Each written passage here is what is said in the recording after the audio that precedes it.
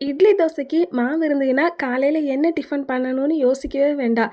இல்லைன்னா 6 மணிக்கு அப்புறமா காலையில் அப்படியே அரை தூக்கத்திலேயே இன்னைக்கு என்ன டிஃபன் பண்ணலான்னு தான் மைண்டில் ஓடிட்டே இருக்கும். காலையில் மாவு அரைக்கணுங்கிறதுக்காக நைட்டே அரிசி உளுந்தெல்லாம் ஊற போட்டுட்டேன். ஸோ கிச்சனுக்குள்ளே வந்ததும் ஃபஸ்ட்டு வேலை அதை அரைக்கிறதுக்கு போட்டுட்டு அதுக்கப்புறமா சமையல் வேலையை வந்து ஸ்டார்ட் பண்ணிட்டேன்.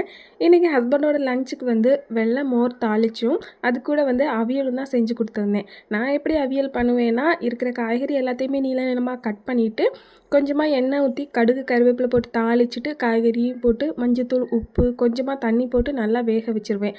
அதுக்கப்புறமா கொஞ்சம் தேங்காய், அது கூட ஜீரகம், மஞ்சள் தூள், கருவேப்பிலை இதெல்லாம் போட்டு கொரன்னு அரைச்சிட்டு காய்கறி வெந்ததும் அது கூடயே சேர்த்துட்டு பச்சை வாசனை போனதுக்கப்புறமா கொஞ்சமாக தேங்காய் எண்ணெய் சேர்த்துக்கிட்டோன்னா நல்லா மணமாக இருக்கும். கொஞ்சம் கருவேப்பிலையும் மேலே தூவி இறக்கிடுவேன். அவ்வளோதான், சாப்பிட்றதுக்கு ரொம்ப சூப்பராக இருக்கும்.